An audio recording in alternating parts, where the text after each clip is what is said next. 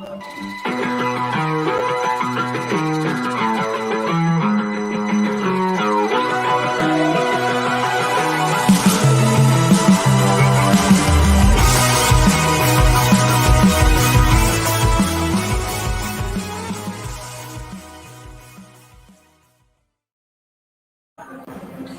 in, everybody, to At the Book here on bet.NOLA.com, brought to you by Caesar Sportsbook. Jack Ewing alongside Jim Derry and Tim Jackson, who is at the book at Caesar Sportsbook inside Harrah's Casino, New Orleans, here on this Thursday afternoon. Apologize for those of you expecting us at 4. We had some technical difficulties, but we are here, and we are ready to rock and roll on another big weekend of football action, at least in the NFL. There are some college games. It's more of an NFL weekend. It begins tonight in Minneapolis. The Vikings facing the Steelers in sort of one of the old famous black and blue bowls in NFL history. And the Vikings 3-point favorites in this one. Over under low, but maybe not as low as you'd expect for a game like this. 43.5. Big news this morning. Dalvin Cook expected to play for the Vikings just 11 days after separating his shoulder and being carted off for Minnesota. Jim, what you got in this one for us? Well, I apologize because I think it was my big bucks picks that caused the technical difficulties. So you can blame it all on me. I love the Vikings tonight. I did before I heard about Dalvin Cook, and I certainly do now. I just don't think the Steelers are very good. Just because they won last week, they found a way to win. I've been saying it for weeks. This Steelers team is having a really tough time figuring things out, and I know they need the game as much as the Vikings do, but the Vikings are in a position now where they have to win, and or they're going to be out very soon. They'll be in desperation mode at home.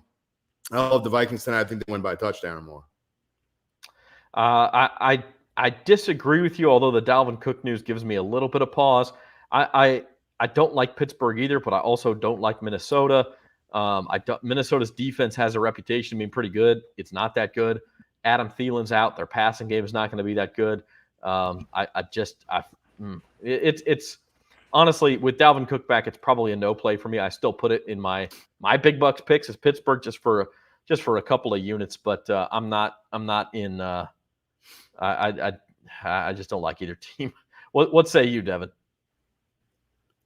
Well, the Pittsburgh Steelers, they're playing a lot better as of late. Their defense has played really well, and they really shut down Lamar Jackson. I like the Steelers in this game. I think the Vikings, they're pretty unpredictable in terms of how they're going to play week to week. I mean, this could be the week they come out and blow out the Steelers by 30 just because of how they've been playing this season. They play down to their competition, but then like teams like the Packers or some of the better teams, the Bengals, they play up to the competition. But I think they play down to the Steelers. Steelers are kind of that just good enough to win games type of team. They're not going to be a serious threat in the playoffs, but I think the Steelers find a way to pull this one off. And knowing that it's Big Ben's last season, I think they have a little extra juice since hearing that news. That just means they got to carry Big Ben a little bit further across the finish line. That's what that means. Yeah, they have to carry him because he can't walk. That's right. You are watching At the Book on bet.NOLA.com. We're brought to you by Caesar Sportsbook. We'd encourage you to go download the Caesar Sportsbook app today. You can go do that by going to NOLA.com/Caesars and get your $100 free bet bonus when mobile betting goes live sometime around the holidays. Not sure exactly when yet. Still waiting on the Louisiana State Police to figure out all of the geofencing and all the other things that they need to do. But we do have a big show for you today. We'll talk a little more Steelers-Vikings on Thursday Night Football. We'll talk to James Carville. We've got Army-Navy. Those of you who have commented about the Saints, hey, tell us something good. Say or something good. The Saints are playing the Jets this week. That's a good thing for the Saints. We'll talk about that. There hasn't been a lot of good news for the Saints. And then we'll also play Big Bucks, where I actually am starting to have to do the math to make sure Jim's not spending more than he's got left in his account, which I didn't think was actually going to happen this year.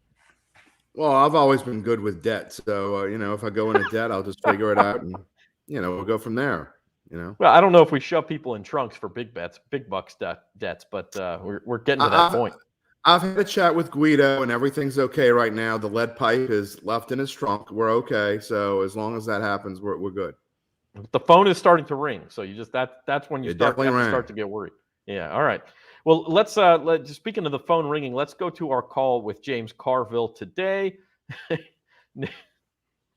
Nick Marsh says you're gonna need, man. They're piling on. You're gonna need a big truck.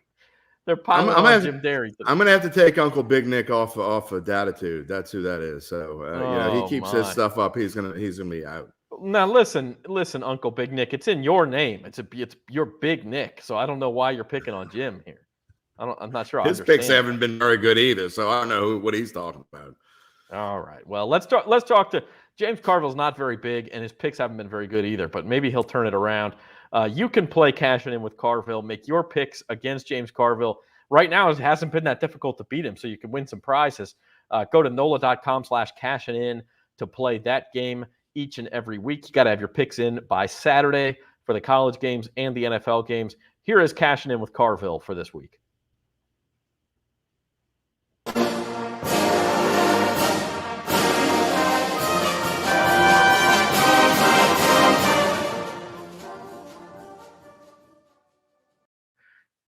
Well, hello again, everybody. Welcome to Cashin' In with Carville here for Week 14 of the NFL season. Heavy on the NFL today. I'm Zach Ewing with James Carville. He checks his phone for the lines one last time here. Heavy on the NFL this week as college kind of takes the week off, except for the big game outside of New York. This Saturday is the Army-Navy game. James, I'm sure you've watched that game throughout your life. It's one of the best. It is literally one of the best, and I love the Army-Navy game. It's just, when there used to be a huge impact on national rankings. That's not so much the case anymore, but it's still Army-Navy, which is, pretty doggone a lot of tradition there. And I'm going to take, what's the line we got? Army minus 7.5 on that one. I'm going to take the middies, and I was in the Marine Corps. I was born at Fort Benning, so I have dual loyalties here, but Navy wasn't as bad as we thought they were going to be this year. And 7.5 is a lot of points in a rivalry game.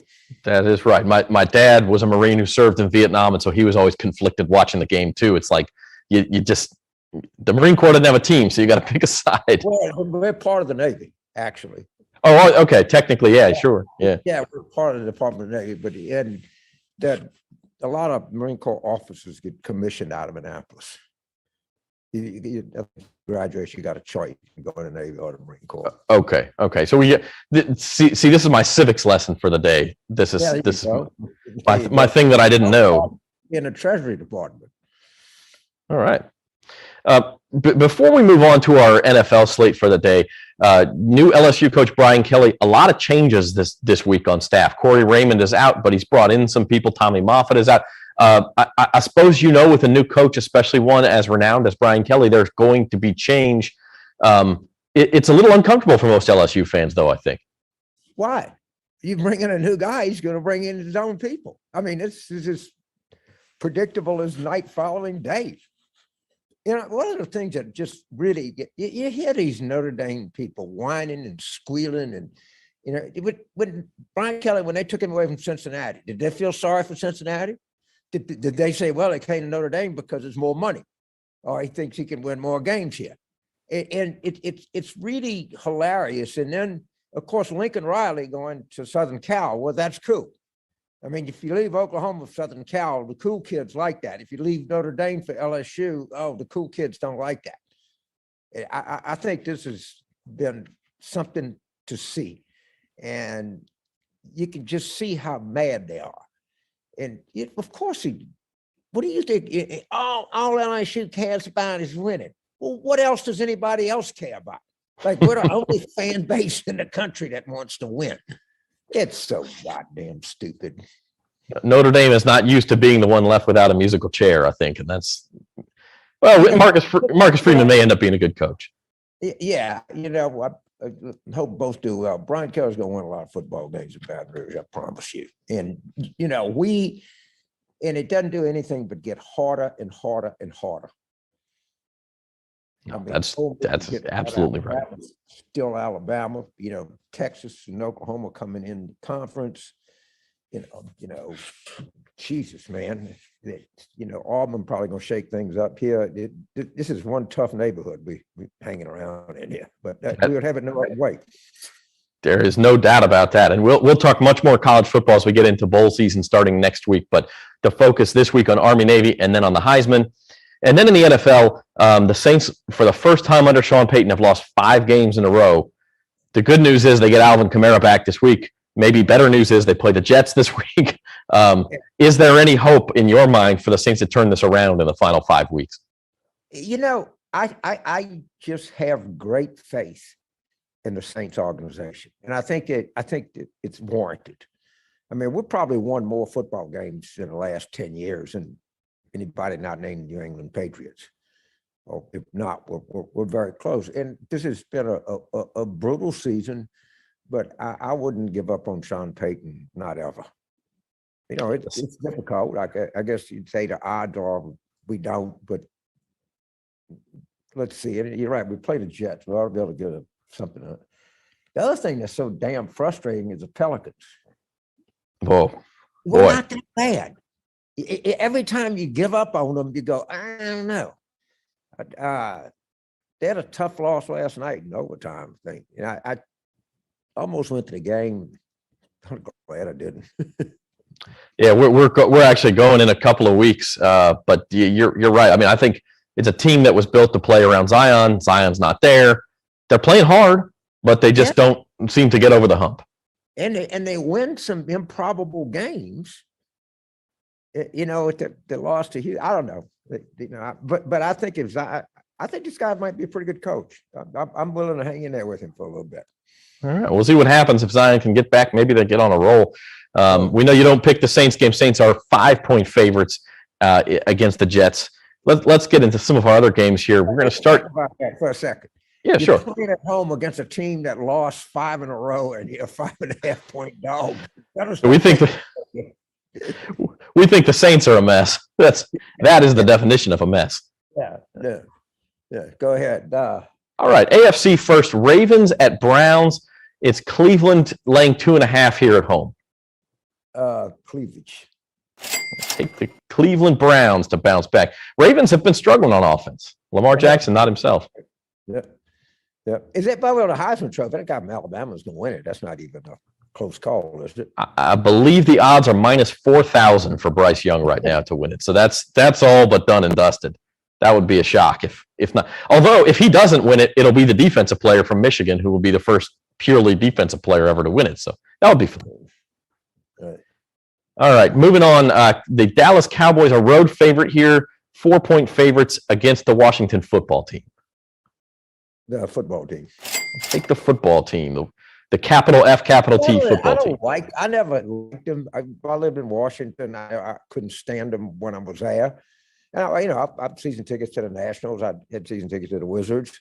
I just never have liked the Washington football team. But having said that, they're better than I thought they were. They're kind of fun to watch. Yeah, they're not bad. All right, moving on. Big playoff battle in both conferences here. 49ers at Bengals. The line we're using here is Bengals -1. This one's actually jumped the fence to 49ers -1, but right now the line we're using is Bengals -1. I'll take the 49ers. I'll take the 49ers with a point. And then probably the game of the week in the NFL this week at 3:25 on Sunday. The Bills and the Bucks. Possible Super Bowl preview here. Bucks laying 3 points. Bucks. Taking the Bucks, the favorite there. And then switching things up for Sunday Night Football and going to a big spread. We know Aaron Rodgers owns the Bears. He said it the last time they played. This time they get them at home at Lambeau in prime time. But they're laying a big number here. Can the Packers cover 12.5? The Bears are terrible. All right? They're just not very good. You just keep waiting for them to get better, and they don't get much better. I'm late to points. Take the Pack. All right, we'll take another favorite. And then finally on Monday Night Football, second straight real good Monday night game, this time in the NFC West. The LA Rams in Arizona to face the Cardinals. Cardinals by 2.5. Rams. We'll take the Rams on the road there. What's your take on bowl season? Too many bowls? Not enough bowls? What do we... There's this hilarious piece in The Athletic, the guy was talking about all the different bowls, and he said, "You think I'm making this up? This is about college bowls. I'm not making anything up."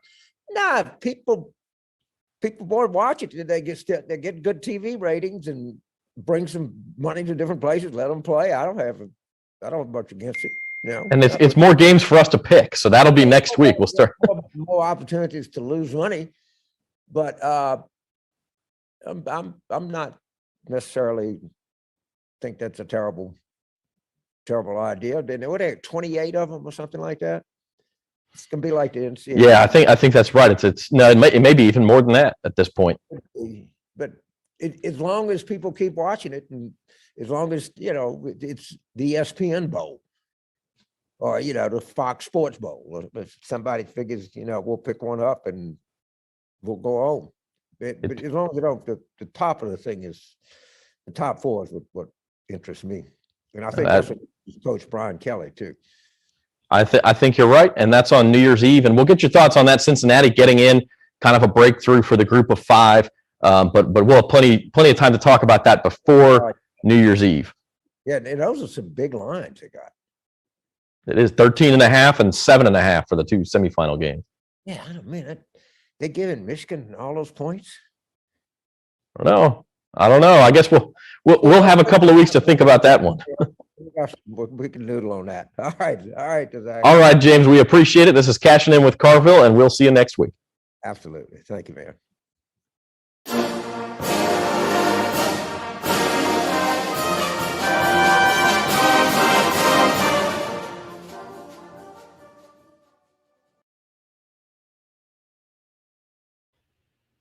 Even for James Carville, he was in fine form today. We got some cursing. We got him calling some people stupid. We got some picks. We got just about everything from James Carville today. It met expectations. He would fit in well on the Datitude podcast. I will have to I'll see if I can hook that up for you. But that would be fun. He's a lot of fun. By the way, I counted. I thought it occurred to me when he said 28 bowl games that wasn't enough. There are 42 if you count the semifinal games. So 42 bowl games, 84 teams make it out of 131 or whatever there are in FBS. But listen, we watch them, we bet on them, we might lose some money on them. And by the way, Jim, you're spearheading this, but we're going to have our own little bowl pick'em contest starting next week. The first games are next Friday, December the 17th. And we'll have people pick them, and we'll give away some prizes. In fact, I think we're going to give away tickets to LSU's first SEC game next year against Mississippi State, first SEC game in Brian Kelly's tenure. I accidentally sent that email to Devin too. I didn't really mean to include Devin Jackson in these picks because we have no chance if he's in it. So. That was an accident, Devin. If you could just ignore the email that I sent out last night, we'll let you can pick with the people. No, the problem is the people are going to have to beat Devin, which means we get to use the tickets ourselves, right? Oh, okay. That's even better. Well, then I did mean to send it, Devin. Hurry up, make those picks. Devin, I do want to get your opinion on Army Navy because that's the next thing we should talk about here. Listen, it's a lot of fun to watch. It hasn't been too often that both teams are good lately. It seems like one has a pretty good season, the other doesn't. And this year that was Army. I think Army went 10-2. Navy has not had, or 9-2, and this is their 12th game. Navy has not had as good of a season. 7.5 points the line. In fact, that was this morning. It's ticked down to 7 since then. And then the other thing is the over-under, 34.5. That's insane. Without looking, I guarantee you that's the lowest over-under of the college football season.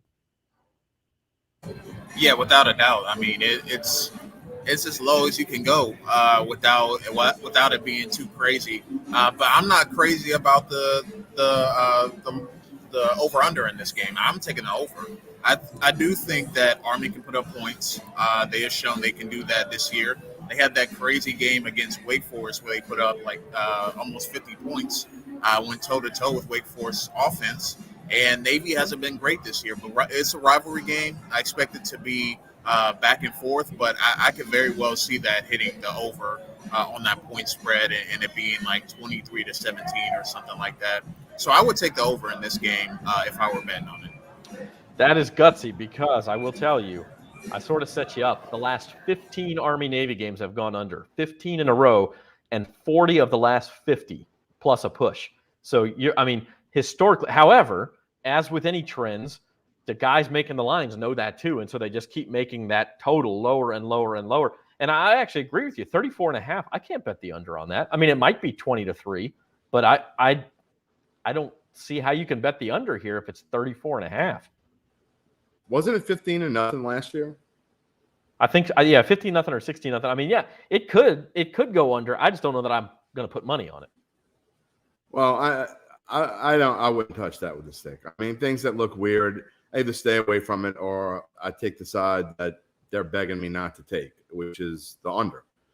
So if I were to take one, I would take the under, but I'm not going to touch that. I do like Navy though, because if you look at what they've done as of late, they played much better at the tail end of the season, played real well with East Carolina, held since I think they were within a touchdown against Cincinnati.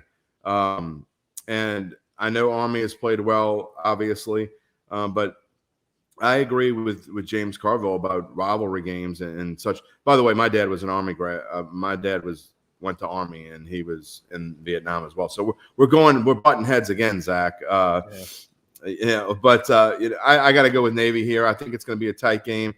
You could easily see something along the lines of 13-6 or something goofy like that. And I haven't looked at the weather yet, but I just think that's too many points to give up in this contest. Navy dominated this series for quite a while, but Army has played much better. I think they've won 4 of the last 5 or something along those lines. And so I do think Army will win the game, but I'm not giving up 7.5. Yeah, I actually made Army, and we'll talk about it in big bucks. Army minus 7.5, my favorite pick of the week.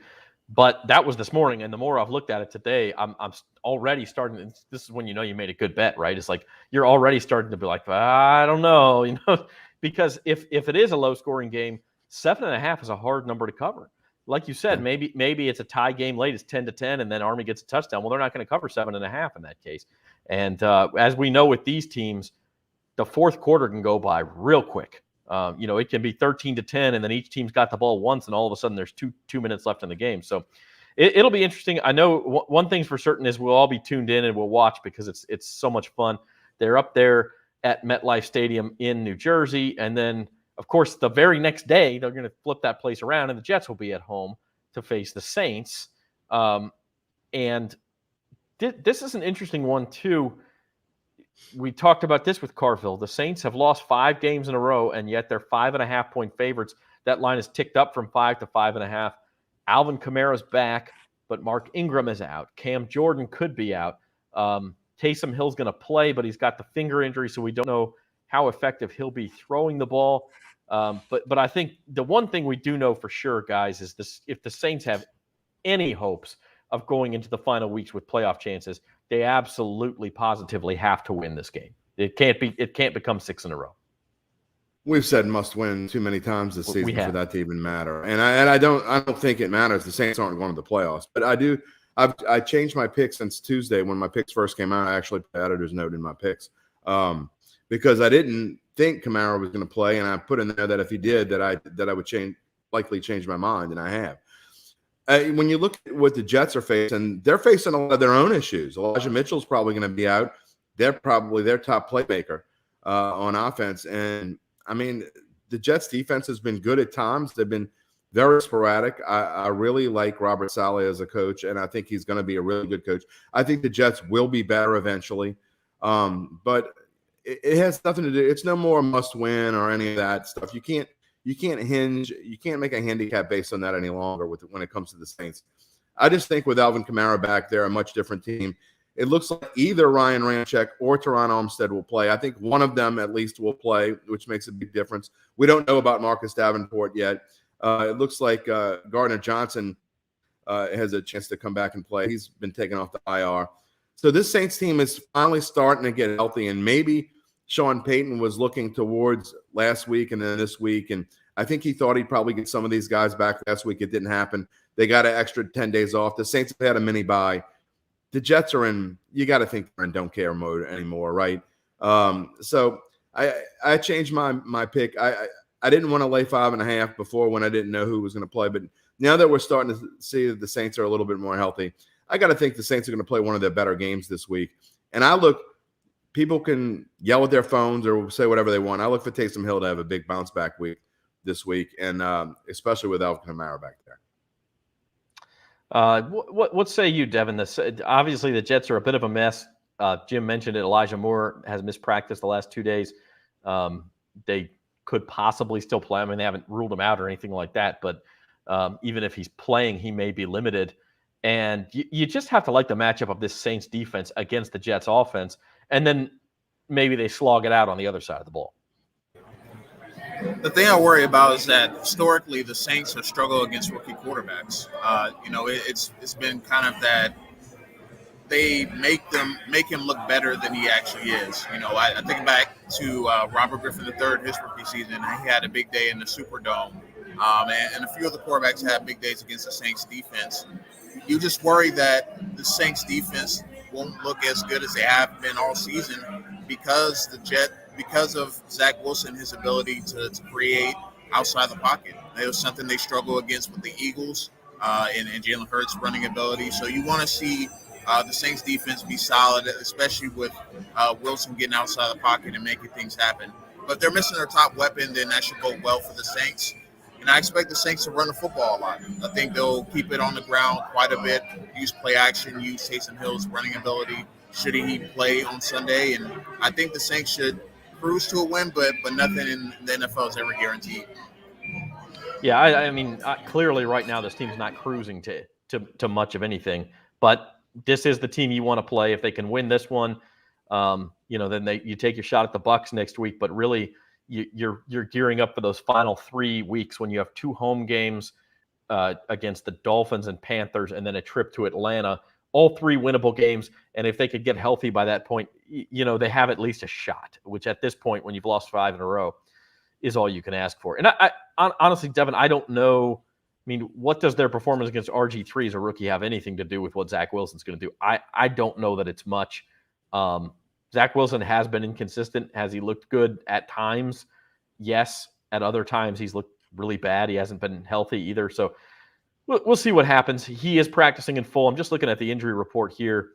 Ramczyk is the one who is still not practicing, but Teron Armstead has gotten in 2 limited practices. So the Saints, I have to be hopeful that he'll be back. Same thing with Marcus Davenport, 2 limited practices. Alvin Kamara and Taysom Hill, both full practices. And then they added today to the injury report a limited practice for Lil Jordan Humphrey. So an already decimated receiving corps gets even more decimated if that's the case. But that's a bit of an issue for the Saints as well. You're watching At the Book on Bet.NOLA.com. We're brought to you by the Caesar Sportsbook. And we're talking a little NFL action. Going to get into some big bucks later. I do want to dive into something else that I talked to James Carville about this week, and that is the LSU staff changes. And Jim, this one's for you as an LSU graduate. Kevin Falk out the door today. Yesterday it was I'm blanking on the name now, the defensive backs. Corey Raymond, the defensive backs coach, out the door. Tommy Moffitt, the strength coach, out the door. Obviously, when you get a new coach, Mickey Joseph out. A lot of these things are to be expected. As Carville said, you got to expect some change when you bring in a new coach. That's a lot of change, and it's a lot of change of guys who have been here for a long time, even longer than Ed Ogeron. Yeah, but I agree. I hate that I'm agreeing with James Carville because his picks have been so bad. I like his picks too. Most of them. What does that mean? Look, I agree that the fact that every coach is going to bring in their own people. I mean, through some back channels, Mickey Joseph and I went to school together. He was a little bit younger than I was, so at Shaw, and so I've kind of followed him throughout the year. But throughout the years, it was clear to me when just hearing from back channels that when Kelly came in, it was very clear right away that he was going to bring in his own people, and most of that coaching staff knew that they were probably on their way out the door. But when you get a big name coach like this, it's not like Coach O, who was already on staff and knew these guys. And when he became coach, it's a little bit easier. Brian Kelly has nothing to do with LSU at all. I mean, from a different part of the country, doesn't have any contact with these people. So it's not a surprise at all, nor do I think it's a big deal, really. I mean, coaching staffs have turnovers every year. Look at Coach O, and just throughout his reign, how many coaches have turned over and how many different coaches they've had. And so I think we're placing a little bit too much on this. Brian Kelly is proved to be a winner, and he's going to do things his own way. And anyone that expected anything different, well, I'm not sure why you would. And that's the thing is, like, I mean, if you trust Brian Kelly to win games, which I think most LSU fans would say they do, he's got the track record. You're paying him big money. You've got to let him run the program the way he wants to run it. It does help to have some continuity with recruiting. Obviously, he did keep Brad Davis on staff, who's the interim coach for the bowl game and the offensive line coach.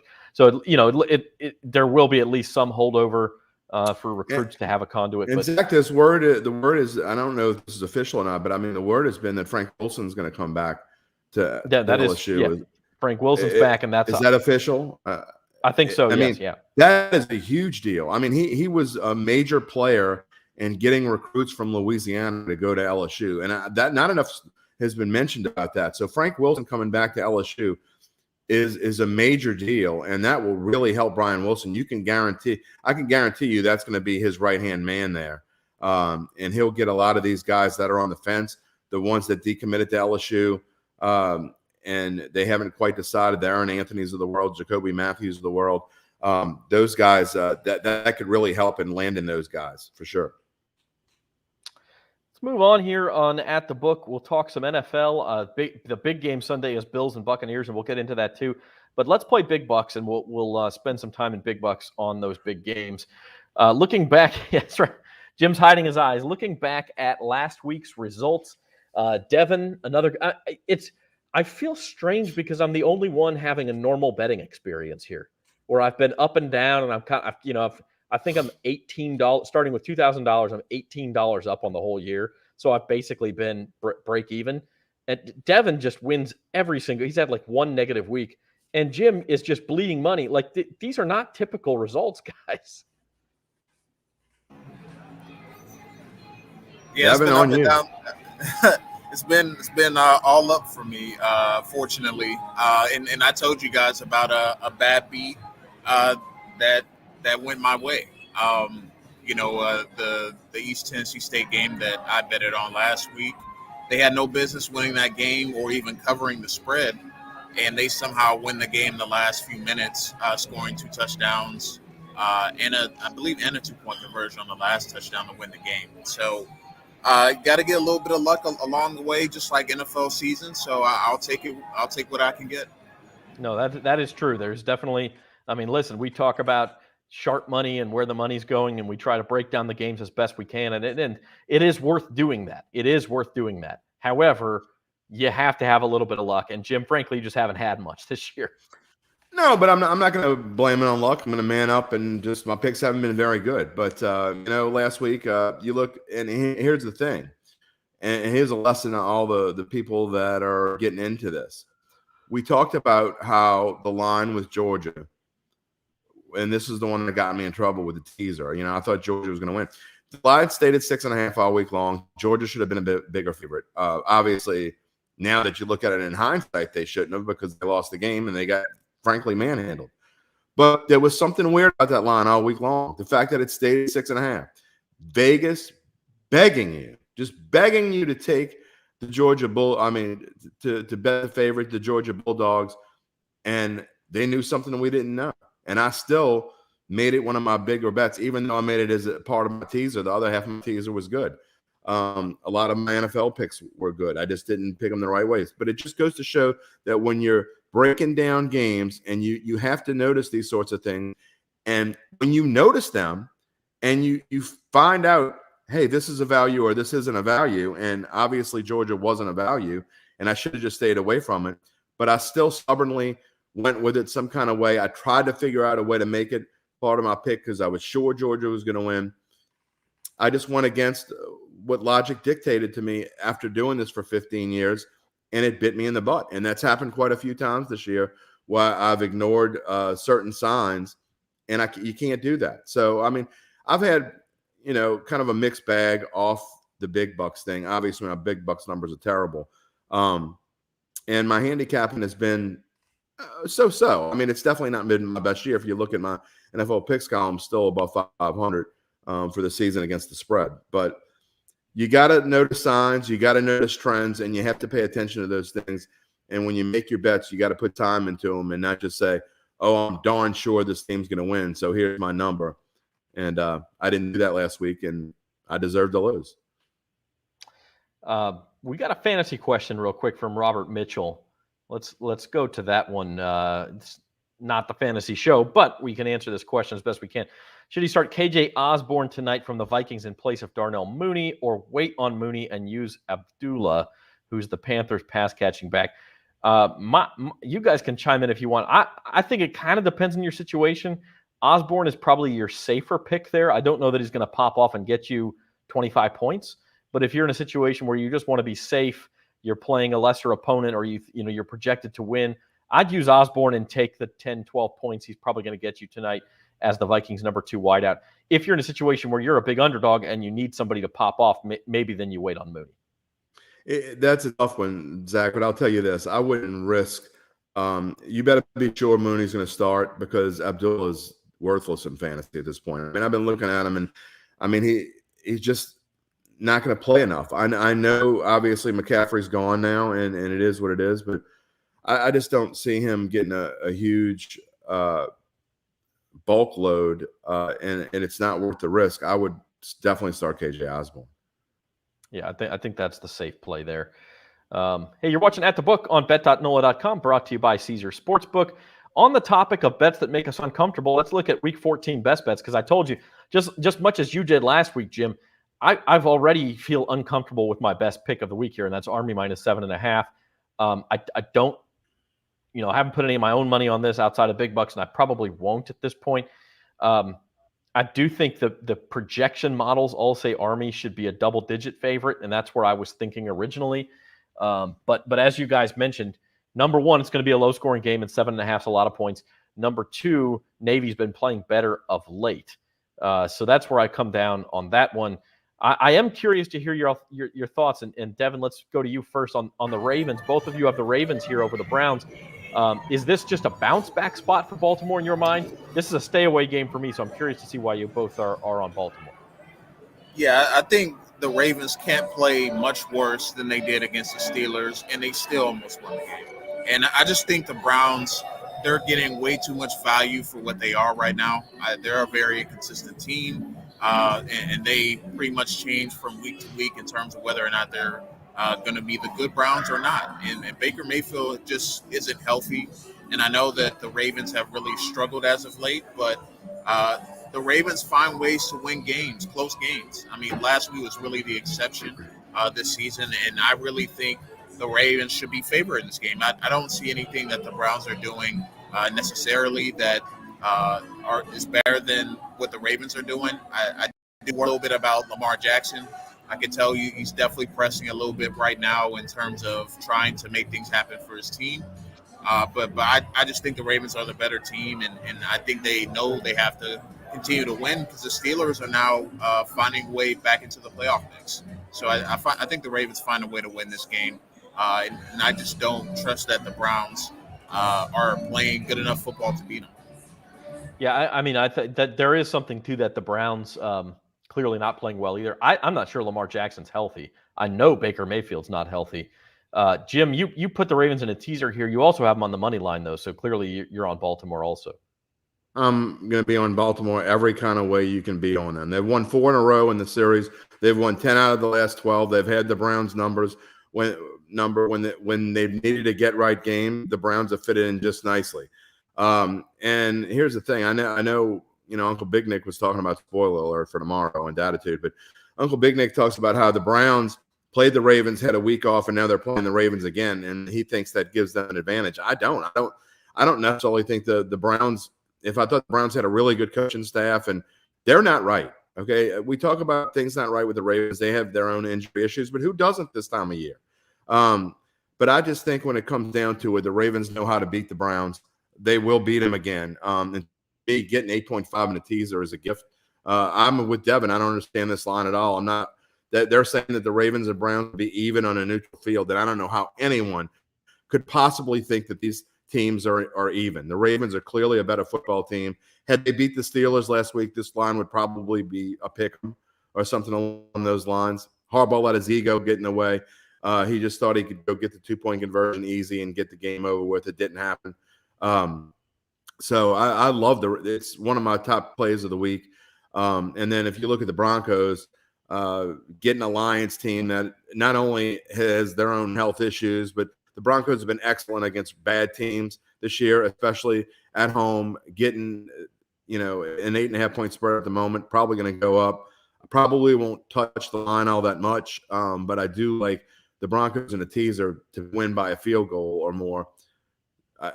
This one, I went through the numbers, and I'm not ignoring anything. I really like this teaser a lot.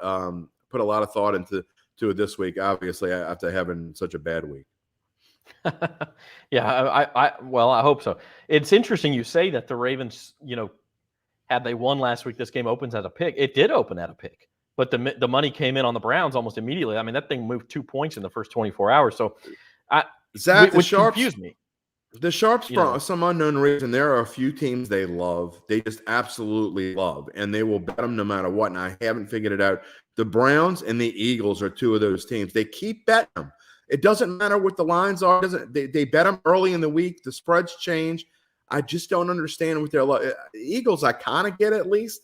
The Browns, I don't get at all. I know Nick Chubb is back to close to 100%, and they can run the football, and they actually play pretty good run defense. But to me, you throw run defense out of the window when you play against a quarterback like Lamar Jackson, because those numbers don't matter, because he's not a traditional type runner. He's going to get around, and he's going to run when he has to. And he knows how to beat the Browns. He's shown it in the past. He's done it a bunch of times. So this one seems pretty clear to me. Well, clearly we're going to have a Browns-Eagles Super Bowl then. I mean, that's all that can mean. Right. Yeah, that'll happen. Don't bet on it, as they say. Right. Devin, let's go into big bucks. Listen, Devin picking FCS games seems in his friggin' wheelhouse. I may just go bet these two things. Like, the smaller the school, the sharper Devin is. So tell us about your FCS picks first off. East Tennessee State, they shouldn't even be here right now. That's the basis of my pick here. North Dakota State's going to clearly win the game. They're the better program. They're a juggernaut at the FCS level. But I do think there's a potential for a backdoor cover. I do think North Dakota State will get out early, get up big early, and pretty much rest for, I believe it's the semifinals coming up next week, and get prepared for that. I think East Tennessee State, they showed they can score the ball, especially in the fourth quarter. So that was kind of the basis of that. Montana, James Madison, over 45.5. James Madison's offense has been humming as of late. And I just don't believe that it's going to be a game where it's just 45 points. And I just feel like that's way too low for this game. So I took the over in that one as well. And then a few NFL games. I have to start betting NFL. I can't avoid it any longer. But the Titans over the Jags, 8.5. I feel like that's a solid pick. I know that the Titans have struggled as of late, but there's potential they may get Derrick Henry back before that 6 to 10 week window. I think that'll kind of build some momentum for them. The Jaguars are just, at this point, they're just out there playing football. They're not. It doesn't even seem like they're going to win another game this year. So I think the Titans win by at least double digits, and that's why I took that. I took the under in the Broncos and Lions game. The Broncos defense has been really, really good this season. Lions are coming off a big emotional win. It feels like a letdown spot, and I know it's a one-win team, but I just feel like they're not going to put up that same type of performance they did against the Vikings. Then finally, I like the Bills still. Even though they lost on Monday night to the Patriots in ridiculous weather conditions, I do think they're still a good team. And I do think they're going to take the Buccaneers down to the wire, and they'll have a chance to win the game late. Let's zone in on that one just for a minute because it's clearly the game of the week in the NFL. Well, the Rams play Cardinals on Monday night too, which is a good game. But Bills and Bucks, possible Super Bowl preview here.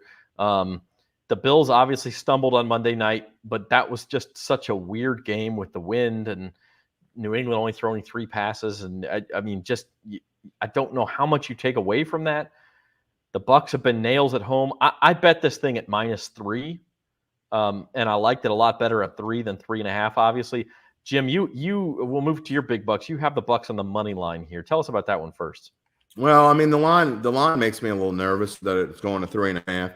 So I'd rather just look. I don't see how the Bucks lose this game, and I don't trust the line. So I'd rather. This is a case where I'd rather lay the 1.71 to spend a little bit more to get what I want. But I do think the Bucks cover anyway, and something's wrong with Buffalo. I mean, you got to throw out the Saints game. The Saints were a complete mess in that game, so you can't look at that at all. But I mean, if you look at last week, what are the 2 Bills' big strengths? Josh Allen and their defense. Tre'Davious White's out, and Josh Allen has been average at best the last month of the season. The Bills haven't been very good, and it's time to stop believing in them. They knew. They were certain, 100% certain. Bill Belichick could have shown them the game plan for the week. They knew that the New England was going to run the football. 2 average running backs at best. I mean, Damian Harris is okay, but then he pulls up lane, and Ramondre Stevenson is running all over him. They knew they were going to run the football, and they still couldn't stop him. I mean, they made enough mistakes on their own. The kicking game was hard to kick in that wind. I get it. Tyler Bass misses the 31-yard field goal, and then who knows? Never should have tried it. Never should have tried it. I mean, it was dumb to try it against the wind. But I think the Bills are pressing, and this isn't a place where you can go in and press. And I think the Bucks are going to go in, and they're not going to. I mean, Leonard Fournette will have enough. He'll be able to. If they couldn't stop Damian Harris, they're not going to be able to stop Leonard Fournette. And then we know that Tom Brady is on a mission at the moment. They have a slight chance to clinch the division. They're looking to get into playoff mode. And like you said, the Bucks have been fantastic at home. If this were at Buffalo and it were a pick-em game or so, I'd have to think about it a little bit more. But it seems to me pretty easy.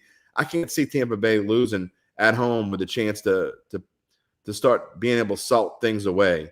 And so that's one of my picks of the week, obviously. And then we talked about it. I don't need to go into Ravens anymore or the Saints. I've already told you what I thought there. In my teaser. So that leaves Panthers versus Falcons. I think this is one of the easiest bets of the week to me. And a lot of the sharps are in Atlanta. I'm surprised the line hasn't changed a little bit more. But the Falcons' offensive line is horrendous. They can't stop anybody. I mean, Matt Ryan is nearly stationary. They don't have any kind of running game except Cordero Patterson, a little bit, who's really a wide receiver. And the Panthers are number 4 in the league in sacks. So I think they're going to get to Matt Ryan. And I think that Cam Newton, assuming that he's the one that's going to play on Sunday, no matter who it is, it really doesn't matter to me who's quarterback. I think the Panthers are going to be able to score. They need a big bounce back game. They're not quite dead yet. And I know the Falcons, they have the same record, but you want to talk about 2 teams with the same record who are fairly far apart. The Panthers defense, much better than Atlanta's. I really like Carolina. That is my spread pick of the week. Yeah, I actually like Carolina there too. I didn't pick it. I have to say, most weeks when you love your picks, it's like a bad sign. You're like, not talking about you specifically, Jim, just in general though. If somebody really loves their picks, a lot of times, the betting will humble you, right? Like you bet on them and you find out maybe you didn't know as much as you thought you did. So I'm hoping that's the case, that this week I hate my picks. I don't like them. I came up with a few. I told you Army, Navy, and Steelers, Vikings. I went with them, but I'm not a lot of conviction. And then I bet on the Jaguars and Giants, guys. I mean, I almost bet on the Jets against the Saints, and then I changed my mind. But I just couldn't bring myself to bet on the Jags, the Jets, and the Giants in one week. And so I settled for this. The Chargers have COVID issues. Again, I'm only putting small money on it. The Giants, Daniel Jones probably not playing either. 10 points just seems like a lot to me there. Jake Fromm covering 10. I don't know. The Chargers are Jekyll and Hyde, so maybe you get a Hyde week. I do actually like the Cowboys a lot at the Washington football team. I know Mike McCarthy made some headlines by saying, hey, we're going to win that game and kind of guaranteeing victory, which, you don't hear NFL coaches do ever anymore. Like that doesn't happen at any level of football anymore. Like coaches are terrified of bulletin board material. NFL, college, high school, I don't care what it is. You don't hear that anymore. But Mike McCarthy did it. And so to me, that means they got to be feeling pretty confident, right? I don't understand what the big deal is. I mean, that doesn't bulletin board material doesn't work in the NFL. That works maybe in high school to some. In high school, I think it works. And I've been known to produce bulletin board material for teams and been thanked many times for it. But I don't think it matters in the NFL. And I agree. I don't understand. The Cowboys are getting healthy. And the football team maybe played a little bit over their heads. Besides Tampa Bay, what's their signature win on this streak? I'm not really sure. I know, look, don't get me wrong, what they've been able to do for the second straight year and play well when they have to play well and make a run toward the playoffs. But I love this Cowboys pick. I think this is when Dallas begins to take charge in this division. And a win in this game and a statement win kind of puts it away. Yeah. And then the last one I'll mention here is the Jaguars. I actually, again, bet this earlier in the week when it was 10.5, and it's been moving steadily down. The Titans shouldn't be favored by that much against anybody right now. I mean, I know the Jaguars have been absolutely awful, and it's possible the Titans can cover it, but I'm going against Devin here, much to my dismay. The Titans, they're 8-4. They might be the worst 8-4 team I've seen in a long time. When Derrick Henry comes back, it might be a different story, but that defense is a mess right now. I just think that's too many points. They may find a way to win, but it's too many points. As a Derrick Henry owner, with this to be in the last week of the regular season, and then I've already secured a bye, wouldn't it be sweet for him to come back in 2 weeks? That would just – my opponents would not like that very much. I'm hoping that Dalvin Cook, and this is where fantasy makes you kind of a jerk, but like Dalvin Cook's coming. I'm a Madison owner, but I'm already pretty safely in the playoffs. Like I just need to avoid losing by 100. And I'm in the playoffs. So I'll bench Madison this week. Maybe he comes back too early and re-injures himself, and I can start Madison in the playoffs instead. So I'm all about Dalvin Cook going out. One of my nemesis has Dalvin Cook. Yeah, that's my jerk statement of the day. Guys, this is At the Book for Thursday, December 9th. Let's do final thoughts. Devin. It's do or die time for the Saints. It really is. I mean, the next 2 weeks, if they don't look good either week, you can go ahead and close the door on the playoff hopes if you haven't already. So it's definitely like it's not even negotiable about winning or not. It's not even a must win. It's like you just got to do what you have to do. Go out there and win. So we'll see what happens. But I think the Saints are really on the brink of just punting on the season if the next 2 weeks don't go well. Jim, we got a big football weekend ahead. We got high school state championships tomorrow and Saturday, and we got Army Navy. We got the NFL. What's your final thought for the weekend? Two quick things. First off, as far as high school goes, I'm going to be in the Dome. What a big win for Hank Tierney last week in Ponchatoula. Win number 300 for him. He plays in the Dome this week for the fourth time in his career, looking for a second state championship as he takes Ponchatoula against Zachary. And Wayne Stein had a great interview. St. Charles, I'm telling you, that is a movie. If you have not listened to Data 2 from yesterday, you got to go listen to it and listen to the story of the St. Charles Comets. I'm telling you, that is going to be a Disney movie one day. And then my final thought is, as bad as I've been picking college the past few years, because I'm not great, I don't really play a lot of college, but I do a lot of studying and going through trends and looking at defense versus offense. I've been pretty good with bowls the past few years. In fact, a couple years ago, I came within a hair of winning this giant bowl pick'em challenge that I get in every year. So I'm looking forward to beating you guys' butts in this college pick'em thing we got coming up. We'll give you something. I'm not very good in bowl games either, so you may be right about that. My final thought, I was going to go the same place. Ponchatoula Zachary, what a fantastic – you got a North Shore team against a Baton Rouge area team, which nothing against the rest of the state, but those are the most fun for me because I know so many people from both areas. Like, let's go to war. Let's see what happens in that 5A championship game Saturday night in the Dome. And then this feels like one of those NFL weeks where things go haywire to me. It just does. And maybe I'll be wrong, but like I'm on a lot of dogs this week. I even think this is really crazy. I didn't put it in big bucks. I think the Bears at least cover against the Packers on Sunday night. It just kind of feels like one of those weeks that things kind of go haywire. And so we'll see if I'm right about that.